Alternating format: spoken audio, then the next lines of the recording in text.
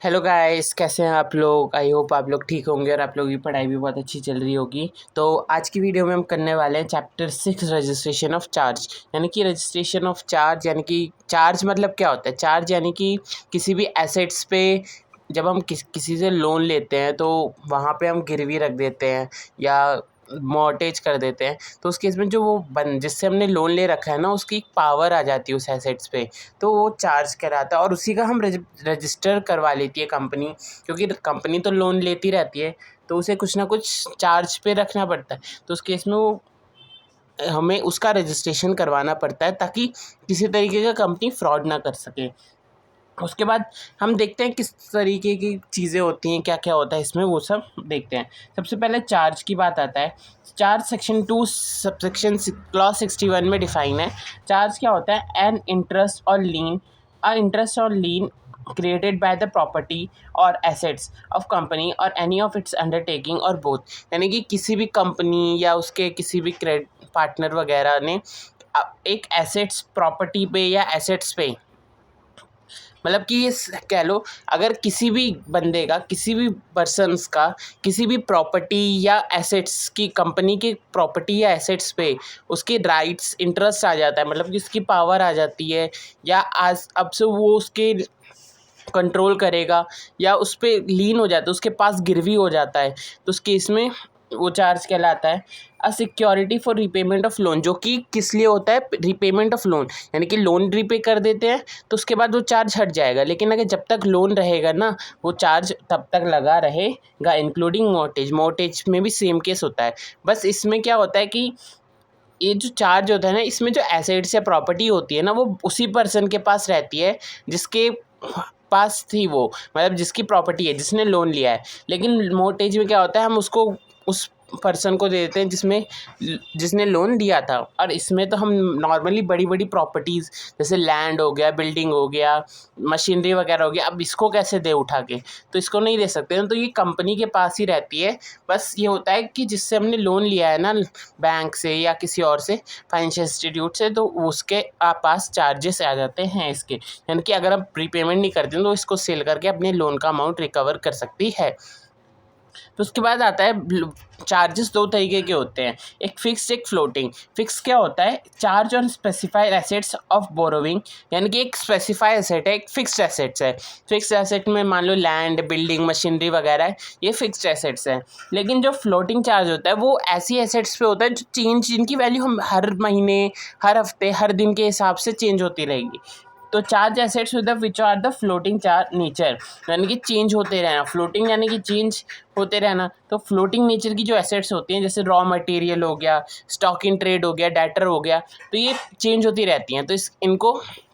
Floating charge में भी रख सकते हैं और फिक्स चार्ज में भी रख सकते हैं। Not allowed to sell but can be use. इसमें क्या है, अलाउंस नहीं है कि आप एसेट्स को सेल करो, मतलब कुछ केसेस में कर भी देते हैं, लेकिन नॉर्मली क्या है, इसमें अलाउड नहीं है। और permit to use trading and the produce, मतलब कि रॉ मटेरियल या स्टॉक इन ट्रेड हो गया, अब उस पर तो हम रोक नहीं लगा सकते ना कि उसको रोक के रखें जब तक हम पे रीपेमेंट ना कर दें। तो उस केस में उसको हम अपने नॉर्मल प्रोसेस के हिसाब से सेल परचेज कर सकते हैं। तो वो एक अमाउंट, लमसम अमाउंट का तक का रिस्ट्रिक्शन होता है कि वहाँ तक आपको बैलेंस अपना रखना है स्टॉक का। आप पुराना माल हटाओगे तो नया माल आपको लाना भी पड़ेगा तुरंत ही। ऐसा नहीं कि पुराना हटाए जा रहे हो, नया ला ही नहीं रहे हो, तो उससे क्या होगा, चार्ज खत्म हो जाएगा। तो उस केस में आपको एक लिमिट तक उतना स्टॉक रखना ही पड़ेगा। उसके वैल्यूअर करने आते रहते हैं ऑफिसर्स, चेक करने कि आपके पास है कि नहीं है। उसके बाद वेकेटेड व्हेन मनी रीपेड, यानी कि वो फ्री हो जाएगा, वापस से आप उसको सेल कर पाओगे कि अगर आपने रीपेमेंट कर दिया लोन का। And crystallisation of floating charge in for security और कंपनी गोज इनटू लिक्विडेशन, यानी कि या तो आप रीपेमेंट कर दो इस फ्लोटिंग चार्जेस के केस में भी, या फिर क्या होगा, क्रिस्टलाइज हो जाएगा, रोक लगा दी जाएगी। यानी कि जब कंपनी लिक्विडेट होगा, info security and company goes into liquidation, अगर वो लिक्विडेशन में जा रही है तो जितना भी स्टॉक पड़ा होगा ना, तो बैंक या फाइनेंशियल इंस्टीट्यूटर जो है वो आके उतने एसेट्स पे रोक लगा देंगे और पूरे एसेट्स को, जितना भी वो raw material stock in trade होगा, उन सबको अपने कब्जे में कर लेंगे और उसको सेल करके फिर अपना अमाउंट रिकवर कर लेंगे। In case of floating charge, charge is not passed on the buyer. यानी कि अगर फिक्स चार्ज में अगर हम कोई एसेट सेल भी करते हैं ना, तो उसमें नॉर्मली चार्ज पास हो जाता है। यानी कि अगर किसी एसेट्स पे चार्ज है तो एसेट्स पे रहेगा, वो जिसके पास भी जाए उसको रीपेमेंट करनी होगी। लेकिन अगर फ्लोटिंग चार्ज है ना, उसमें क्यों नहीं पास होगा? तो क्योंकि कोई चीज़ है, कोई फल है, मान लो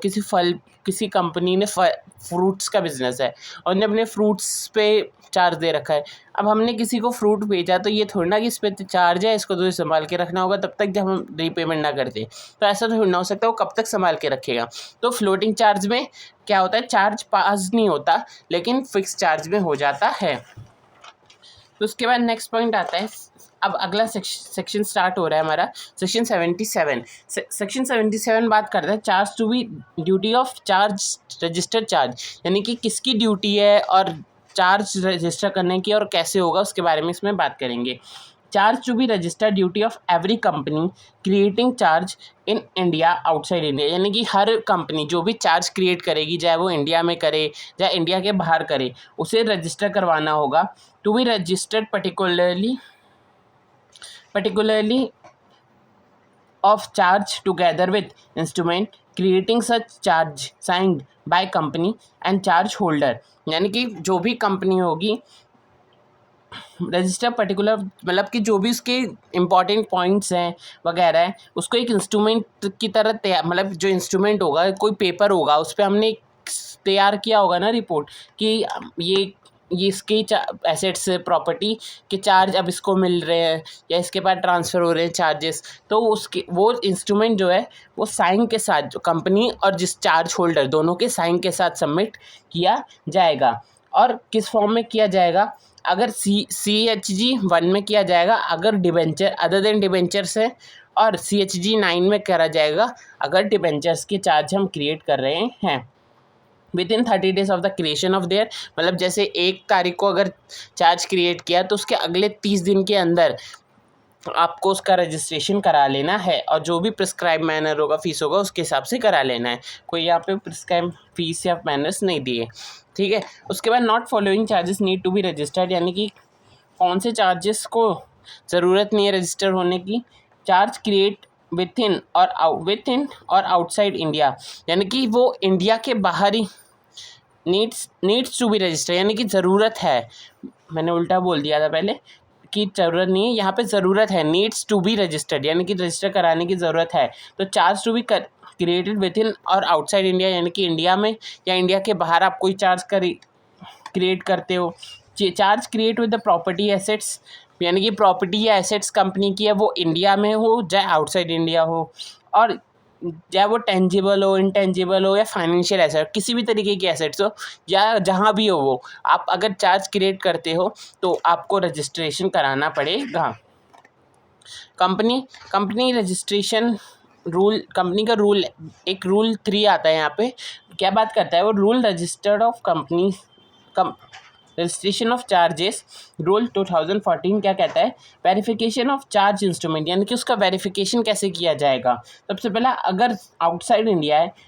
तो verified bye certificate and issued under, यानी कि सर्टिफिकेट के हिसाब से ही होगा, और इन इंडिया भी है तो भी सर्टिफिकेट्स के हिसाब से ही होगा। यानी कि वेरीफाइड बाय, मतलब ये एक सर्टिफिकेट होगा जिसमें कुछ लोगों के सिग्नेचर लगेंगे। अगर आउटसाइड इंडिया है तो किन के सिग्नेचर लगेंगे? अगर आउटसाइड इंडिया है ना तो कंपनी सील, अगर कंपनी की सील है, जिस भी कंपनी है उसकी कोई एसेट्स बाहर है तो उसकी एक सील हो जाए, या hand of CS director of the company, CS या डायरेक्टर ने उस पर साइन करे हो, authorised officer of charge holder, यानी कि जिसने वो चार्ज लिया है ना उसके सिग्नेचर हो, या hand of person other than company interested in charge, यानी कि जो कंपनी के इंटरेस्ट से, यानी कि वो चार्ज क्रिएट होने जिसको फ़ायदा है ना, उसके अलावा भी कोई और भी साइन कर सकता है जो भी ऑथराइज्ड हो। लेकिन अगर चार्ज आपका इंडिया में है तो आपको कॉमन सील की कोई ज़रूरत नहीं है और किसी और पर्सन से साइन कराने की कोई ज़रूरत नहीं है। अगर आप अपनी कंपनी के CS या डायरेक्टर या फिर किसी भी ऑथराइज ऑफिसर जो चार्ज होल्डर है उससे साइन कराओगे तो भी आपका सर्टिफिकेट वैलिड मान लिया जाएगा। उसके बाद nothing content with the rule with apply register create adopted modified by banking companies in favor of RBI when any मतलब कि इस ये रूल जो है वो बैंकिंग कंपनी पे एप्लीकेबल नहीं होगा जो कि वो RBI के हिसाब से करती है क्योंकि स्पेशल कैटेगरी कंपनी है। एडवांस सुविधा has been made to the under RBI act 1934 यानी कि जो भी बैंकिंग सेक्टर्स कंपनीज हैं वो अगर वो RBI की तरफ चार्ज क्रिएट करती हैं तो उस केस में वो एप्लीकेबल यहाँ पे उन पे ये नहीं होगा, मतलब उनका एक अलग प्रोविज़न रहेगा अगर कुछ नहीं कहता है तो। एक्सटेंशन ऑफ टाइम लिमिट मतलब कि एक टाइम लिमिट को क्या बढ़ा सकते हैं, मतलब नॉर्मली तो 30 दिन दिया है तो क्या हम उसको बढ़ा सकते हैं? हाँ, विद द इफेक्ट ऑफ मतलब 2 नवंबर 2018 को ये अपडेट आई थी, अमेंडमेंट हुआ था कि ऑन एप्लीकेशन बाय कंपनी, अगर कंपनी कोई भी एप्लीकेशन करती है और सफिशिएंट कॉज के साथ कि हम क्यों अभी तक नहीं चार्ज क्रिएट कर पाए और हमें कुछ दिन का टाइम क्यों चाहिए, ROC में allow such registration for charge to be made, यानी कि ROC अलाउ कर देगा कि हाँ ठीक है आप चार्ज क्रिएट कर सकते हो, आप इतने दिन बाद भी चार्ज क्रिएट करो रजिस्ट्रेशन कराओगे तो हमें कोई प्रॉब्लम नहीं है, हम कर लेंगे। With in 60 days of such creation, यानी कि जब क्रिएट हुआ ना उसके 60 दिन का ही टाइम मिलेगा, यानी कि 30 दिन तो हमें पहले ही दे रखा है, उसके एडिशनल 30 डेज मिलेगा, एक्सटेंडेड ओवर 30 डेज ओनली, यानी कि सिर्फ 30 दिन से ही बढ़ेगा और टोटल मिला के वो 60 दिन बन जाएगा और कुछ एडिशनल फीस पे करनी होगी उसके लिए। उसके बाद एक्सटेंशन फर्दर एक्सटेंशन, यानी कि अगर उसके बाद भी एक्सटेंशन चाहिए तो where company fails to register charge within 60 days, यानी कि जो हमने पीछे 60 दिन का दिया था टाइम उसमें भी नहीं कर पाई तो ROC empowered to allow such registration within further 60 days, यानी कि और 60 दिन दे देगी, यानी कि पिछले 60 दिन में नहीं कर पाई एक्सटेंशन लेने के बाद भी तो चलो ROC कह दे चलो तुम 60 दिन और ले लो, registration within further 60 days पे एड वॉल्यूम फीस, यानी कि कुछ और भी एक्स्ट्रा अमाउंट जो भी मांगेगी वो ROC उसको पे करके आप और 60 दिन का टाइम ले सकते हो। अब एप्लीकेशन फॉर एक्सटेंशन क्या होगा, application for extension make in from CHG 1 to 9, यानी कि 1 से 9 तक जो भी फॉर्म आपने तैयार किए हैं या सबमिट करे हैं एंड वो लगेगा 1 से 9 तक के सारे forms and declaration by company CS और director be related filing with the shall be, मतलब कि जो भी कंपनी के CS हैं डायरेक्टर वगैरह हैं उन्हें मेंशन करना पड़ेगा कि हम जो लेट फाइन कर रहे हैं ना ये चार्जेस, तो उसकी वजह से कोई किसी भी क्रेडिटर के जो राइट्स है ना वो अफेक्ट नहीं होंगे, मतलब ये नहीं है कि हम देर से कर रहे हैं तो उनका टाइम पीरियड अफेक्ट हो गया, अभी तो उसके बाद हमने पहले ही किसी को उसके बाद सेल कर दिया, मतलब कि एक को पहले करा रजिस्टर कराया नहीं, किसी और से भी लोन ले लिया उसको भी मोर्टेज कर दिया, तो उस केस में वो जो पहले वाला क्रेडिटर है वो मेंशन करना होगा कि उसके राइट्स अफेक्ट नहीं हो रहे, अगर हो रहे हैं तो वो फिर उसके बाद जो भी डिसीजन होगा वो लिया जाएगा, लेकिन ऐसा मेंशन करना पड़ेगा। उसके बाद सबसेक्शन 2 क्या कहता है, सबसेक्शन 2 कहता है issuance of certificate of registration, यानी कि जो सर्टिफिकेट ऑफ रजिस्ट्रेशन जो रजिस्ट्रेशन कराया उसका एक सर्टिफिकेट भी इशू होगा ताकि प्रूफ तो रहे कि हमने रजिस्ट्रेशन करा रखा है। ROC to issue a COR of such charge in form CHG 2 fresh registration और CHG 3 modification to charge holders and the company, यानी कि 1 या 9 में हमने जब चार्ज का रजिस्ट्रेशन कराया ना तो उसके बाद हमें CHG 2 में उस फ्रेश रजिस्ट्रेशन जो कराया उसका सर्टिफिकेट मिल जाएगा, और अगर हमने मॉडिफिकेशन कोई कराया है CHG 3 में वो भी मिल जाएगा, मतलब मॉडिफिकेशन मान लो कुछ चेंजेस कराए हैं, कुछ गलती थी उसमें वो उसको बदलवाया है या किसी और तरीके का चेंजेस करवाया है उस केस में आ जाएगा। टाइम एक्सटेंड कराया कि हमने इतने टाइम का लिया था अब उसको एक्सटेंड करवा रहे हैं दोनों तरफ की सहमति के साथ। COR is a conclusive evidence. Certificate of registration is a conclusive evidence that requirements for this act with respect to the change have been complied with, यानी कि वो बहुत ही important evidence है कि वो आपको प्रूफ देता है कि आपने रजिस्ट्रेशन करा रखा है ताकि आगे कोई भी उस एसेट्स पे प्रॉपर्टी पे अपना राइट्स ना रख सके। कॉन्सिक्वेंस ऑफ नॉन रजिस्ट्रेशन, अगर आप रजिस्ट्रेशन नहीं कराते हो तो क्या होगा, तो अगर आप रजिस्ट्रेशन नहीं कराते हो तो nothing shall affect the obligation to repay the money, यानी कि पेमेंट रीपेमेंट में कोई भी ऑब्लिगेशन नहीं आएगी। अगर आप नहीं कराते हो तो फिर भी आप रीपेमेंट करना ही पड़ेगा आपको टाइम से। ये नहीं है कि रजिस्ट्रेशन नहीं कराया तो कौन सा वो हो गया, कुछ नहीं होता। Such charges shall not be taken into account liquidator and other creditor, मतलब कि ये रिकॉर्ड नहीं रहेगा फिर कि किस लिक्विडेटर या क्रेडिटर ने ये चार्ज क्रिएट कर रखा है। मतलब कि अगर वो किसी और को ही बेच देता है या सेल कर देता है तो उस केस में भी हमें पता नहीं चलेगा। चार्ज होल्डर लोस प्रायोरिटी, मतलब कि उसकी ही पहली प्रायोरिटी है कि वो उसका रजिस्ट्रेशन करवाए। उसके बाद नेक्स्ट सेक्शन आता है सेक्शन 78।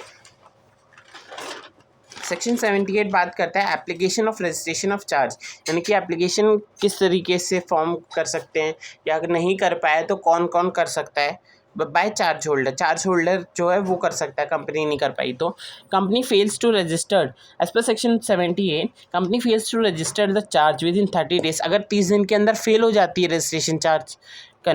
चार्जेस का रजिस्ट्रेशन करवाने में, then charge holder may apply to ROC along with instruments, यानी कि उनके जो भी वो बनी होगी सर्टिफिकेट वगैरह जिसमें लिखा होगा कि मेरे को ये चार्ज मिला है या चार्ज ट्रांसफ़र हुआ है, तो उस केस में चार्ज होल्डर भी जाके आरओसी को बोल सकता है कि हमने ये चार्ज क्रिएट करा है और इसका रजिस्ट्रेशन कर दो। On such application, registrar within 14 days after giving notice to the company allows such registration unless, मतलब कि जैसे ही उसके पास आरओसी के पास नोटिफिकेशन आया उसके बाद वो कंपनी को इन्फॉर्म करेगी कि ये बंदा हमारे पास कह रहा है कि चार्ज क्रिएट हुआ है, तो आप बताओ कि ये सही है कि नहीं। और अगर वो 14 दिन के अंदर नहीं बताती है तो उसको रजिस्ट्रेशन कर लेगी। लेकिन क्या नहीं बताया, ROC shall not register such charge, यानी कि वो रजिस्टर नहीं करेगी अगर कंपनी इटसेल्फ रजिस्टर चार्जेस और shows sufficient cause of the charge should not registered, या तो कंपनी ने खुद ही रजिस्टर करवा रखा है तो फिर वो चार्ज होल्डर का क्या ही करेगी। लेकिन अगर कंपनी ने रजिस्ट्रेशन नहीं करवाया और बोल रखा है कि उसने कोई एक सफिशिएंट केस कॉज दे रखा है, कारण दे रखा है कि उसने रजिस्ट्रेशन क्यों नहीं करवाया है, तो उस केस में भी आरओसी जो है वो रजिस्टर्ड नहीं करेगी। या फिर कह सकते हैं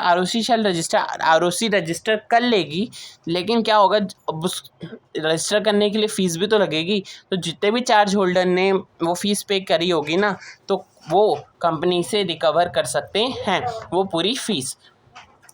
उसके बाद सेक्शन 79 देखते हैं, हम सीक्वेंस में चलते हैं। सेक्शन 79 बात करता है section 77 apply to certain matters, यानी कि कुछ मैटर्स जो सेक्शन 77 में है वो अप्लाई होंगे। क्या कहता है, section 77 shall apply in case of किस केसेस में, that is file of CHG 1 and 2, company acquiring a property subject to charge, यानी कि कंपनी ने जो क्या एक्वायर किया है किसी चार्ज, मतलब चार्ज लिया है और उसके रिलेटेड कोई भी सब्जेक्ट मैटर्स है ना वो इन्फॉर्म करना होगा 77 में। And modification of term and condition of charge, यानी कि कुछ टाइम बाद कुछ चेंजेस कराए टर्म एंड कंडीशन में वो बताना पड़ेगा। Includes changes in term and condition underlying borrowings on registration of the modification ROC issued modification CHG 3, यानी कि जो भी चेंज करवाए हैं उसको एक अंडरलाइन करना, मतलब बताना पड़ेगा हर एक क्रेडिटर को जिसके साथ भी चेंज हुआ है, उसे तो नॉर्मली पता ही होगा, आरओसी को भी बताना पड़ेगा, ताकि आरओसी एक नया सर्टिफिकेट देगी आपको, मॉडिफिकेशन सर्टिफिकेट देगी CHG 3 में। मतलब कि इसमें से बात किया गया है कि आपको किस किस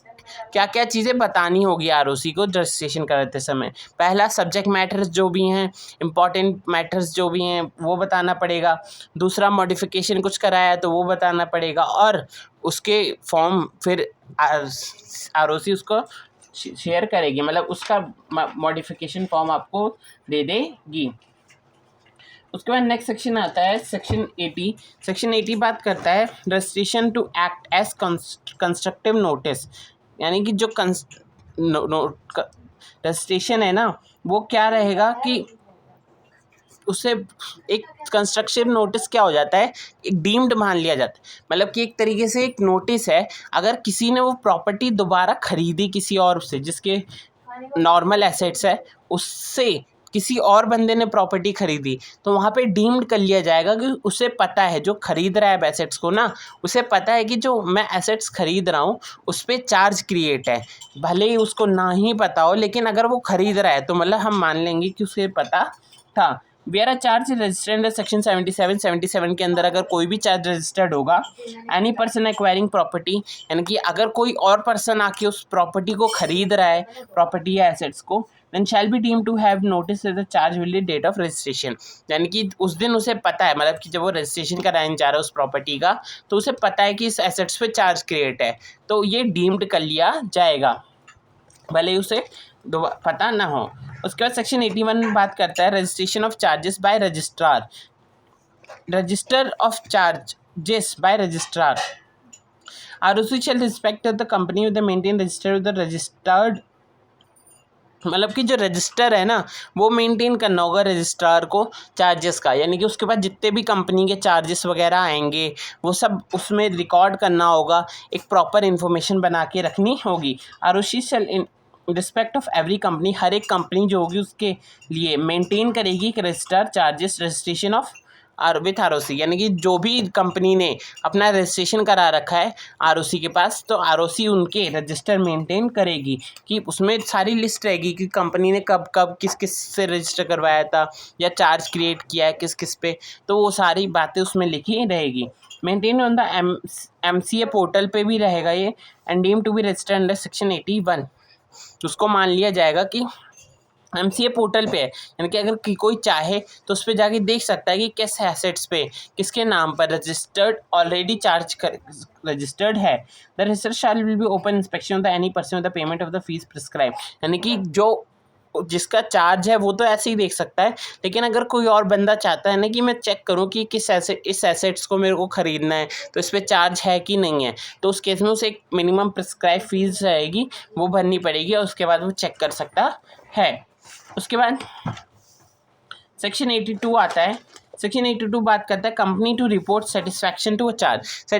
सेटिस्फैक्शन ऑफ टू चार्ज, मतलब कि कंपनी ने अब वो लोन की अमाउंट जो है ना वो रीपे कर दिया है और जब जो चार्ज है वो ख़त्म हो गया है, उस बंदे का जिसका भी चार्ज क्रिएट था वो ख़त्म हो गया है। On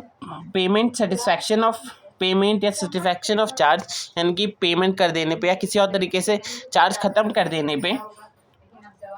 company to intimate ROC inform CHG4 within 30 days of such payment and satisfaction, यानी कि CHG4 में इन्फॉर्म करना होगा सेटिस्फैक्शन के लिए ROC को, और वो भी 30 दिन के अंदर, 30 दिन के अंदर ही बता देना होगा कि हमने इस कंपनी से चार्ज ख़त्म कर लिया है या इस एसेट्स पे चार्ज जो भी था वो ख़त्म हो गया है।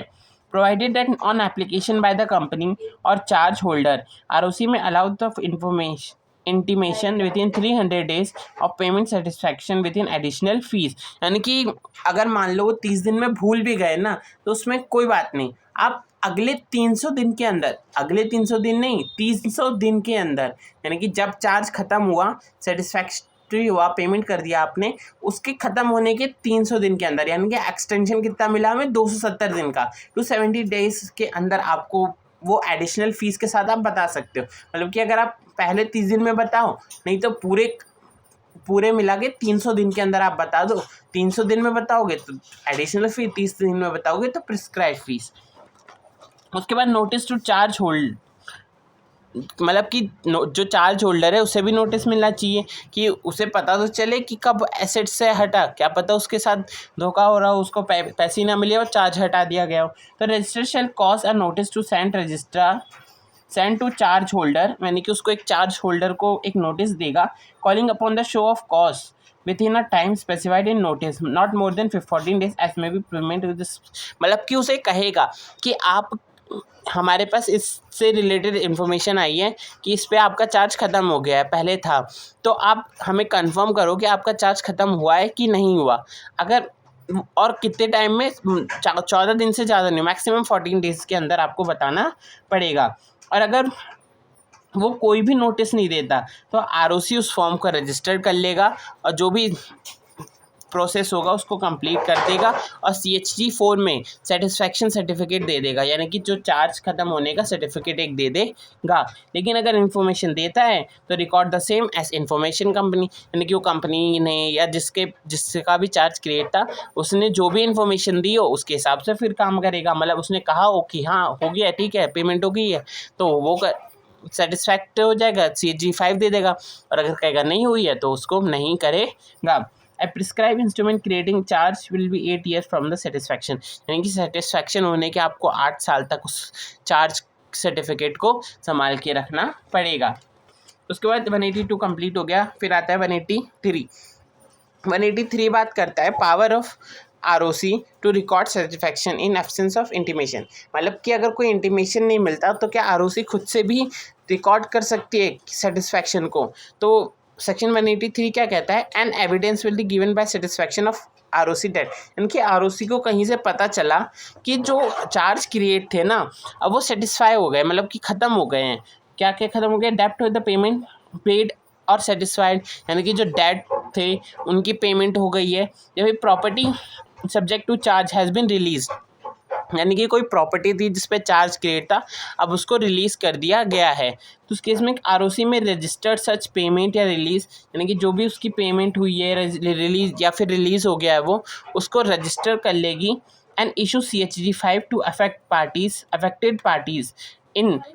30 डेज ऑफ एंट्री, यानी कि अगर उसे पता चला कि ये चार्ज हो गया है और अभी तक उसके पास कोई भी इंटीमेशन नहीं आया है, मतलब know with standing the fact of the intimation receive by the company, यानी कि अगर कंपनी ने कुछ भी नहीं कहा है और ROC को लग रहा है कि हाँ ये हो गया है, प्रूफ के साथ लग रहा है उसको, तो वो क्या करेगी, CHG 5 इशू कर देगी और 30 दिन के अंदर दोनों पार्टीज़ को भेज देगी। उसमें ये नहीं है कि कंपनी फिर कहे कि नहीं हुआ है था, आपने क्यों कर दिया, फिर उसके बाद कोई नहीं है। अगर पहले कहती है तो ठीक है, नहीं तो फिर बाद में नहीं कह सकती। इंटीमेशन टू अपॉइंट रिसीवर या मैनेजर। अब रिसीवर या मैनेजर क्या होता है कि अब क्या है, कोई और दूसरी कंपनी या कोई और बैंक वगैरह अब किसी पे चार्ज क्रिएट कर रहे हैं। अब जिस कंपनी का कर रहे हैं, जिस कंपनी के एसेट्स वगैरह पे कर रहे हैं, क्या पता वो कंपनी वो एसेट्स को ही बेच के निकलना चाहती हो या उसके पार्ट्स को धीरे धीरे करके मशीन है तो मशीन के पार्ट्स को तो धीरे धीरे करके बेच देगी, एक बार में तो दिखेगा नहीं ना, तो कंपनी भाग जाए। तो उस केस में वो चार्ज होल्डर्स क्या करते हैं कि किसी रिसीवर्स को या मैनेजर को अपॉइंट करते हैं ताकि वो वहाँ पे उस एसेट्स का देख सके कहीं उस एसेट्स के साथ कुछ गलत तो नहीं हो रहा, या मतलब उसको सेल या कुछ और उसके पार्ट्स को डिस्ट्रॉय तो नहीं किया जा रहा। तो इफ़ एनी पर्सन, मतलब कि जो कि चार्ज होल्डर है नॉर्मली, अपॉइंट्स अ रिसीवर या मैनेजर, कोई भी रिसीवर या मैनेजर को अपॉइंट करता है to manage property subject to the charge, यानी कि जो चार्ज के अंदर प्रॉपर्टी थी उसको मैनेज करने के लिए, और by virtue of order of court, यानी कि या फिर वो कोर्ट के ऑर्डर से या power of continuous instrument creating charge, यानी कि जो उन्होंने या तो कोर्ट का है तो कर दो आप, या फिर आपने कंटेंट लिख रखा है इंस्ट्रूमेंट में उसमें आपको पावर है कि आप रिसीवर या मैनेजर अपॉइंट कर सकते हो, तो उस केस से भी आप कर सकते हो। Person given notice of such appointment to company and ROC within 30 days of appointment, यानी कि जो भी उस कंपनी या कोई और उसको रिसीवर या मैनेजर को अपॉइंट करता है तो उसे 30 दिन के अंदर कंपनी और ROC दोनों को इन्फॉर्म करना पड़ेगा। फिर ये हो गया हमारा 84। उसके बाद हमारा थोड़ी सी इसकी 3 लाइन बची है कि similar intimation to be given by such receiver which cease to hold such appointment and registration shall register such notice in CHG 6, यानी कि जो भी आपने रिसीवर वगैरह या मैनेजर वगैरह को अपॉइंट करा उसको भी बताओ कि हाँ कि वो इसके अंदर अपॉइंट है, और फिर क्या होगा, जो रजिस्ट्रार है वो उसको रजिस्टर कर लेगा उसके इंटीमेशन को कि वो मान रहा है, और CHG 6 के अंदर ये फॉर्म बनना पड़ेगा, CHG 6 के अंदर कंपनी को इन्फॉर्म करना पड़ेगा। फिर हमारे पास सेक्शन 85 बात करता है कंपनीज रजिस्टर्ड ऑफ चार्जेस, यानी कंपनी जो रजिस्टर होती है चार्जेस उसके बारे में बात करता है। Section 85 every company keep register of charge at its RO, यानी कि जो रजिस्टर है उसके चार्ज का क्योंकि कंपनी खुद भी तो एक रजिस्टर बनाएगी कि उसने किस किस को चार्ज दे रखा है, किस किस एसेट्स का। तो उस केस में उसको या तो रजिस्टर ऑफिस में रखे इन द फॉर्म CHG7 में उसको प्रिपेयर करके रखे in prescribe manner including their in all charges affect the company और any of it undertaking. Every company की मतलब कि वो RO रजिस्टर ऑफिस में रखेगी इन द फॉर्म CHG7 या कोई और प्रिस्क्राइब CHG7 में जो भी प्रिस्क्राइब मैनर्स दिए हैं उसी में। और उसमें ये नहीं कि आप कोई गलत इन्फॉर्मेशन डालो, आपको सारी करेक्ट इन्फॉर्मेशन उसके अंदर मेंशन करनी पड़ेगी। Provided eight copy of instrument creating charge shall be keep in the register office with such register. यानी कि जहाँ ये रजिस्टर रखा जाएगा ना, उसी के साथ साथ रजिस्टर ऑफिस में उसके इंस्ट्रूमेंट्स जो भी तैयार हुए थे वो भी रखना पड़ेगा। Above register and instrument shall be open for inspection during business hour. मतलब कि ये रजिस्टर और इंस्ट्रूमेंट जो है आप बिजनेस आवर्स के अंदर इंस्पेक्ट कर सकते हो, कोई भी इंस्पेक्ट कर सकता है। अगर कोई मेंबर और क्रेडिटर विदाउट है तो वो विदाउट फीस करेंगे, या फिर कोई और पर्सन चेक करना चाहता है तो उसको कुछ लिमिटेड प्रिस्क्राइब फीस देनी पड़ेगी, subject to the restriction of company में इम्पोज विथ आर्टिकल। मतलब कि अपने आर्टिकल में भी उसको इम्पोज नहीं कर सकती, वहाँ पे भी उसको रिस्ट्रिक्शन है। उसके बाद सेक्शन 86 अभी बचा 85 के रूल्स है कुछ। तो रूल्स क्या हैं कि every company shall maintain register and enter following particulars, यानी कि कुछ पर्टिकुलर्स मेंशन करने होंगे। जैसे चार्जेस रजिस्टर्ड विथ ROC, यानी कि आपने ROC के साथ रजिस्टर करवाया है कि नहीं करवाया। Property acquired which is subject to charge, यानी कि कौन सी प्रॉपर्टी आपके चार्ज के लिए यूज़ की है। Any modification to charge and satisfaction of charge, यानी कि आपने क्या कभी कोई चार्जेस को मॉडिफाई कराया है या फिर कोई वो का सेटिस्फैक्शन हो गया है किसी चार्ज का, वो सब भी बताना पड़ेगा। एंट्रीज सेटिस्फैक्शन, यानी कि नॉर्मली समझ लो कि उसकी रीपेमेंट हो गई है, रीपेमेंट कर दिया हमने, तो सेटिस्फैक्शन लॉ में लिखा है तो हमें उसी के हिसाब से पढ़ना पड़ेगा। Entry such above shall be made फोर्थविथ, मतलब कि जैसे ही हो जाएगा वैसे ही हमें रिकॉर्ड कर देना है। Entries to be authorize by director CS और एनी ऑथराइज पर्सन, यानी कि कोई भी डायरेक्टर होगा या CS होगा या कोई और ऑथराइज पर्सन होगा वो इसको एंट्री को ऑथेंटिकेट कर सकता है, मतलब कि उसको साइन करेगा ताकि ये रहे कि हाँ ये सारे जो हो रहे हैं इस रजिस्टर में वो सब सही हैं। और इसको प्रिजर्व कब रखेगा, जो रजिस्टर होगा उसको परमानेंटली जब तक कंपनी चल रही है तब तक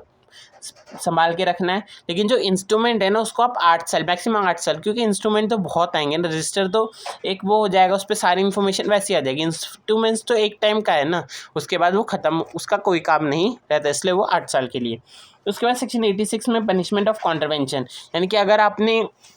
कुछ गड़बड़ की या रजिस्टर नहीं करवाया तो उस केस में क्या होगा, कंपनी इन डिफ़ॉल्ट, अगर कंपनी डिफ़ॉल्ट करती है, नॉर्मली ये काम कंपनी का ही है, तो कंपनी अगर डिफ़ॉल्ट करती है तो उसे 5 लाख या उसका कोई ऑफिशियल इन डायरेक्ट ऑफिशियल है जो डिफ़ॉल्ट में है तो वो 50,000 के लिए लायबल होगा। It will fully furnish any false incorrect information, मतलब कि अगर वो गलती से नहीं करते तो वो आ जाते हैं ऊपर वाले में, लेकिन वो जानबूझ के गलत रजिस्टर फाइल नहीं करते, उनका को फ्रॉड ही करना था तो 1447 के अंदर लायबल होंगे। इसके बाद हमारा एक लास्ट सेक्शन बचता है, section 87 restriction rectification of by CG in register of charge, यानी कि क्या CG रजिस्टर ऑफ चार्ज में चेंज कर सकती है, यानी कि एक्सटेंशन ऑफ टाइम लिमिट वगैरह के बारे में बात किया गया है। जैसे कंपनी में CG में बीइंग सेटिस्फाइड, अगर CG सेटिस्फाइड है दैट की omission to be given intimation to the ROC satisfaction charge with the required time, यानी कि जो आपने टाइम में रिक्वायर नहीं कर पाए, मतलब टाइम से सबमिट नहीं कर पाए, रिपोर्ट रजिस्टर नहीं कर पाए, तो वो जानबूझ के नहीं करे कि गलत भूल गए थे या किसी और कारण की वजह से नहीं करे, तो वो अगर उस कारण से मतलब कि आप नहीं कोई रीज़न था कि जिसकी वजह से नहीं कर पाए तो, या फिर ओमिशन और मिसस्टेटमेंट है, यानी कुछ गलती है या कुछ गलती से लिख दिया है of any particular in any filing made with ROC with respect to the creation, modification और satisfaction of charges, यानी कि कोई चार्ज क्रिएट करने में, मॉडिफाई करने में या सेटिस्फैक्शन करने में किसी भी तरीके की गलती हुई है और वो गलती प्रॉब्लम जो मिसस्टेटमेंट है या गलती है वो जानबूझ के नहीं करी है, वो गलती से हो गई है या किसी रीज़न की वजह से हो गई, तो उस केस में वहाँ पे भी आपको अप्लाई कर देगा। वॉज एक्सीडेंटल और ड्यू टू इन एडवर्सेंट, जो कि गलती से हुई हो, मतलब आपने चार्ज पे नहीं रजिस्टर नहीं करवाया टाइम से या कुछ गलत इन्फॉर्मेशन डाल दी, वो क्या हुआ है एक्सीडेंटली, यानी कि गलती से हुआ है। And it is on offer nature of the precious, मतलब कि आपका ये फ्रॉड कर नहीं था कि आपको धोखा देना है, धोखा देने का इरादा नहीं था, वो गलती से आपने गलत इन्फॉर्मेशन दे दी या रजिस्टर नहीं करवा पाए। इट में भी एप्लीकेशन द कंपनी, तो कंपनी के एप्लीकेशन पे CHG 8 में और any person interested in such term and condition limited director of the company giving the payment required तो omission step, मतलब कि जो भी कंपनी ने मतलब किया तो टाइम से फाइल नहीं कर पाई उसके एक्सटेंशन टाइम के लिए या कुछ गलत डाला था, उसको रेक्टिफिकेशन के लिए CHG 8 में एप्लीकेशन फॉर्म देगी और CG उसको अलाउ कर देगी। तो उसका कुछ आया था, इसमें अमेंडमेंट आया था कि signing off charges E form by insolvency resolution profession और रिजोल्यूशन प्रोफेशनल और लिक्विडेटर फॉर द कंपनीज, यानी कि उसमें IRP RP या लिक्विडेटर है तो उस केस में वही उसको रजिस्टर करेंगे। द फॉर्म नंबर CHG 1, 4, 8 और 9, ये जो फॉर्म्स है चारों shall be sign by IRP, insolvency resolution professional और रिजोल्यूशन प्रोफेशनल और liquidator for companies under resolution with the company में भी फाइल्ड विथ रजिस्टर, यानी कि फिर कंपनी को कुछ करने की ज़रूरत नहीं है, ये जो 3 लोग हैं यही जो है सारे फॉर्म्स को फिलअप कर लेंगे। इसी के साथ हमारा चार्जेस चैप्टर पूरा रजिस्ट्रेशन ऑफ चार्ज पूरा कंप्लीट होता है। आई होप आप लोगों को वीडियो पसंद आई होगी, आप लोग पूरे कॉन्सेप्ट अच्छे क्लियर हुए होंगे। कोई डाउट आता है तो आप मुझे बता सकते हैं, मैं उसको ट्राई करूँगा सॉल्व करने की।